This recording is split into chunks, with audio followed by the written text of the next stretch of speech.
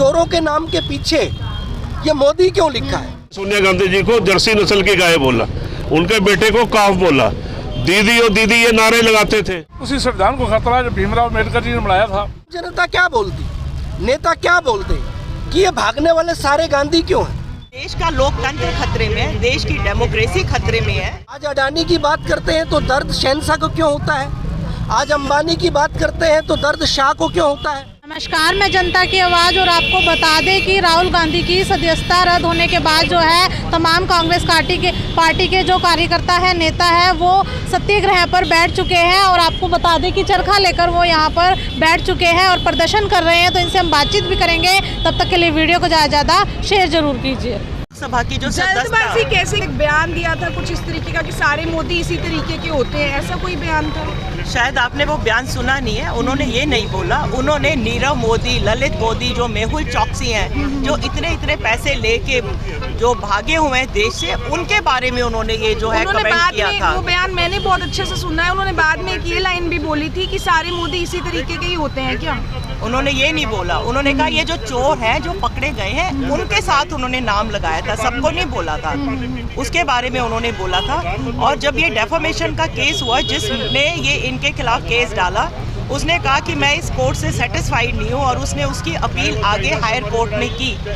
किंतु एकदम से जब राहुल गांधी जी ने लोकसभा के अंदर रोज अडानी के ऊपर सवाल किया और उनको बोलने नहीं दिया, तो उस व्यक्ति ने उसको वहाँ से विड्रॉ कर हाई कोर्ट से फिर से इस कोर्ट में लगाई, और अगले दिन ही एक ही दिन के अंदर राहुल गांधी जी को 2 साल की सजा सुनाई गई, और अगले दिन उनको लोकसभा से बर्खास्त कर दिया गया, उनकी मेंबरशिप को। तो क्या लगता है ऐसे में कांग्रेस पार्टी की कहीं ना कहीं मुश्किलें बढ़ते नजर आ रही हैं? जी, कांग्रेस पार्टी की कोई मुश्किल नहीं बढ़ती। देश का लोकतंत्र खतरे में है, देश की डेमोक्रेसी खतरे में है। और लोग राहुल गांधी जी को, उनको मालूम है, जो राहुल गांधी जी है वो डरते नहीं हैं।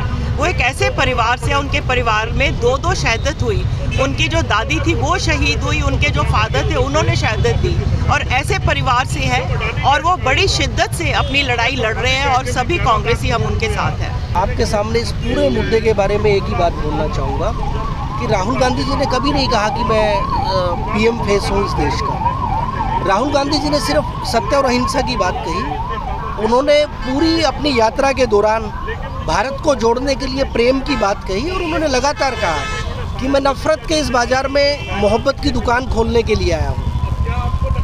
इन्होंने आज भारतीय जनता पार्टी की सरकार ने तानाशाही रवैया दिखाते हुए कोर्ट के 2 साल की सजा के तुरंत बाद उनकी सदस्यता निरस्त की।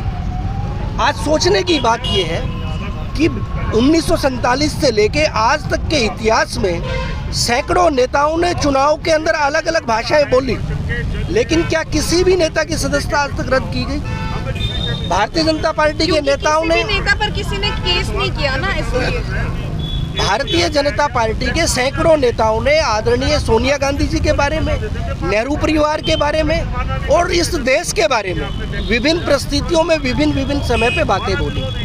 लेकिन आज क्योंकि अडानी और अंबानी के खिलाफ आदरणीय राहुल गांधी जी लगातार उनके भ्रष्टाचार को देखते हुए देश की सबसे बड़ी पंचायत के अंदर, संसद के अंदर उनसे सवाल कर रहे थे, और शाह और उनके शहंशाह दोनों को किसी भी प्रकार के सवाल वो पसंद नहीं है। आप लगातार देखते हो पिछले 9 साल के अंदर हमारे देश के प्रधानमंत्री ने एक बार भी मीडिया के सामने अपना चेहरा नहीं किया, क्योंकि वो सवालों से डरते हैं। अब लगातार जो अडानी के खिलाफ राहुल गांधी जी ने संसद के अंदर प्रश्न किए कि आप कितनी बार विदेश वो अडानी जी के जहाज़ के अंदर गए हैं, और पूरी उसकी पुष्टि करने के लिए उन दोनों का जो फोटो है वो संसद के अंदर पेश किया। और पुनः उन्होंने प्रश्न किया कि जो अभी 20,000 करोड़ रुपए जो इनकी बेल के अंदर लगे हैं, वो पैसा किसका है?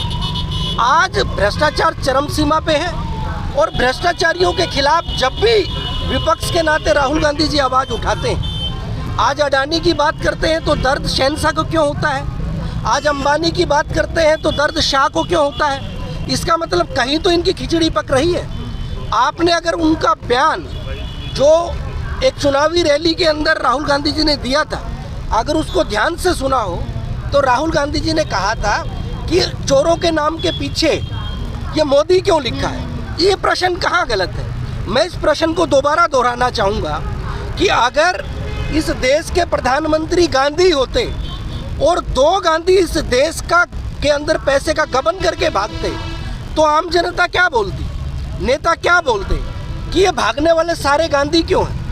अगर बाई चांस भागने वाले मोदी हैं और हमारे देश के लोगों की हक हकूक़ की कमाई जो उन्होंने बैंकों के अंदर जमा कर रखी है और कर्जा लेके, और कर्जा भी इस तरीके से फेक कंपनियां बना के, अगर नीरव मोदी वहां से भागते हैं तो इसको में बोलने में बुराई क्या है।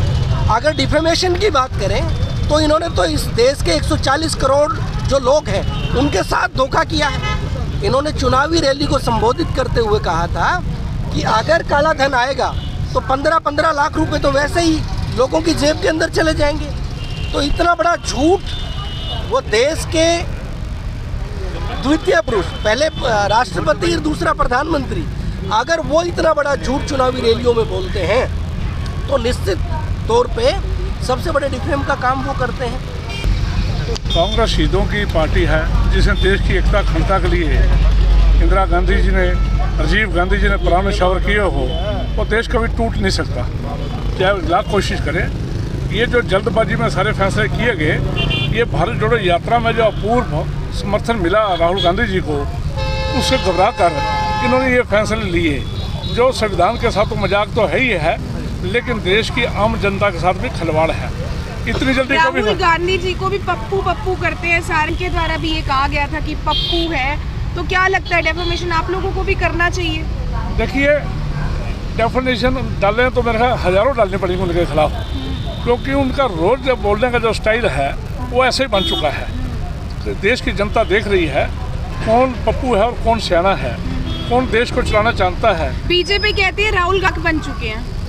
देखिए, बीजेपी अगले कुछ दिनों में बहुत बड़ा मजाक बनने जा रही है, इसलिए वो कह सकते हैं जो मर्जी कीजिए। नरेंद्र मोदी जी और अमित शाह जी 2 आदमी हैं जो देश को चला रहे हैं। शहीद आजम भगत सिंह, राजगुरु सुखदेव ने इस देश को आज़ाद कराने के लिए अपने जो प्राण न्यौछावर किए थे, आज उसी देश को खतरा है, उसी संविधान को खतरा है जो भीमराव अम्बेडकर जी ने बनाया था, उसी देश की एकता अखंडता का खतरा है जिसके लिए इंदिरा गांधी जी, राजीव गांधी जी ने जान दी थी। इसलिए बहुत बड़ी सोच है, ये देश को हल्के में ले रहे हैं, देश को चलाने के लिए बड़े हल्के में ले रहे हैं, लेकिन देश को बड़ा गंभीरता से चलाना पड़ेगा। जी सर, क्या कहना चाहेंगे कि जो राहुल गांधी की जो सदस्यता है वो रद्द हो चुकी है, उसके ऊपर आप क्या कहना चाहेंगे? देखिए, देश में कहने को तो ये प्रजातंत्रीय प्रणाली है और हम विश्व के सबसे बड़ा प्रजातंत्र में हैं, लेकिन वास्तविक रूप में यहाँ पे अधिनायकवाद या डिक्टेटरशिप है। जो भी कांग्रेस हो या कोई विपक्षी दल हो, जो इस समय सत्ताधारी दल है, उनकी किसी भी नीति की कोई आलोचना करता है तो उन्हें बहुत तकलीफ होती है और वो उसकी आवाज़ को, मुंह को बंद करना चाहते हैं। इस समय पिछले कोई 3 सालों में खासकर, और इस साल, पिछले साल से जो भारत जोड़ो यात्रा शुरू हुई, राहुल गांधी जी बहुत ही मुखर रूप से इनकी आर्थिक नीतियों का बहुत ही ज़्यादा विरोध कर रहे थे, जो कि मुद्दे हैं आम जनता के सामने। महंगाई है, भ्रष्टाचार है और है, तो अनएम्प्लॉयमेंट है, चाइना की समस्या है, या इंटरनल डेमोक्रेसी की बातें हैं, विकास के और बहुत से मुद्दे हैं। लेकिन जो मोदी और उनकी टीम को ये बहुत बड़ी समस्या थी कि राहुल जी हमारे खिलाफ क्यों बोलते हैं, और उस वजह से उन्होंने, राहुल गांधी जी ने कांग्रेस अध्यक्ष के रूप में 15/4/19 को नांदेड़ की चुनावी महासभा में एक चुनावी भाषण दिया। उसका मकसद ये था, उसमें बताना वो ये चाह रहे थे कि 3 मुख्य मोदी जो उसमें जिनके नाम उस समय चल रहे थे विभिन्न तरह के मसलों में, विभिन्न तरह के घोटालों में, तो उन्होंने ये बोला कि तीनों में मोदी नाम कॉमन है। अब इसकी इंटरप्रिटेशन आप ये करें कि नहीं सारे मोदी चोर हैं, उन्होंने ऐसा बोला, ऐसा उन्होंने नहीं बोला है। तो जो मुझे ये लगता है कि ये चाहते हैं कि उनकी आवाज़ बंद की जाए और उनको जुर्माना भी लगाया गया और अधिकतम सजा दी गई जिससे वो डिस्क्वालीफाई हो जाए और संसद में इनका विरोध नहीं कर सकते। ऐसा तो नहीं लगता कि भारत जोड़ो यात्रा के बाद जो है, भारत जो है वो राहुल गांधी जी के साथ जो है वो जुड़ चुका है? ये तो कांग्रेस जोड़ो यात्रा और उससे जो भारत जोड़ो यात्रा और हाथ से हाथ मिला कार्यक्रम उससे पहले भी जुड़ रहा है। अब 24 के चुनाव में इनको ये खतरा है कि कहीं विपक्ष, जैसे अभी DCS का सर्वे आया है कि 325 सीट विपक्ष ले सकता है, तो इनको ये डर है कि 2024 में कहीं इनकी सीटें कम ना आ जाए और विपक्ष पावर में ना आ जाए। ये बहुत बड़ा डर है, जिस वजह से ये अपने विपक्षी नेताओं को या तो जेल में डाल रहे हैं, या उनकी बेल्स कैंसिल करवा रहे हैं, या उनको सजा दे रहे हैं। और जैसे ताज़ा एग्जांपल है, सबसे बड़ी सजा ये हो गई कि उनको सदस्यता से ही वो कर दिया गया, जबकि 30 दिन वेट कर सकते थे। 30 दिन का पीरियड है। लगता है कि विपक्ष पार्टी को खत्म किया जा रहा है। कोशिश हो रही है, लेकिन विपक्ष का खत्म नहीं हो रही है। विपक्ष नहीं खत्म हो रही है, विपक्ष मजबूत हो रही है। एक बहुत बड़ा मुद्दा बन चुका है राहुल गांधी को निलंबित करना। कहीं ना कहीं जो राहुल गांधी है उनको पप्पू बोला जा रहा था, इस तरह से जो टिप्पणी की जा रही थी, तो कहीं ना कहीं आपको भी इसके ऊपर। मैं आपको याद दिलाना चाहता हूं कि इन्होंने सोनिया गांधी जी, आदरणीय सोनिया गांधी जी को जर्सी नस्ल की गाय बोला, उनके बेटे को काफ बोला, दीदी और दीदी ये नारे लगाते थे, और 50 करोड़ की गर्लफ्रेंड शशि थरूर की वाइफ को बोला। तो ये बदतमीजियां तो शुरू से ही कर रहे हैं। लेकिन अगर हर चीज पे हम केस करने लग जाएंगे तो हमारी एनर्जी वहां चैनलाइज हो जाएगी। हमने जनता को ये बताना है कि आर्थिक मुद्दों पे ये सरकार फेल है, देश की सुरक्षा में चाइना के मामले में फेल है, इनकी विदेश नीति फेल है। हम ये बताना चाह रहे हैं, गरीबी है, अनएम्प्लॉयमेंट है, हम इस पे बताना चाह रहे हैं। आपका परिचय? ललित अरोड़ा। तो आपने देखा कांग्रेस पार्टी के जो कार्यकर्ता है, नेता है, सत्याग्रह के लिए बैठ चुके हैं और चरखा लेकर आंदोलन कर रहे हैं। और आपको बता दें कि राहुल गांधी की सदस्यता रद्द होने के बाद जो है यहाँ पर प्रदर्शन किया जा रहा है, और इनका ये भी आरोप है कि जो बीजेपी पार्टी है वो विपक्ष को खत्म करना चाहती है।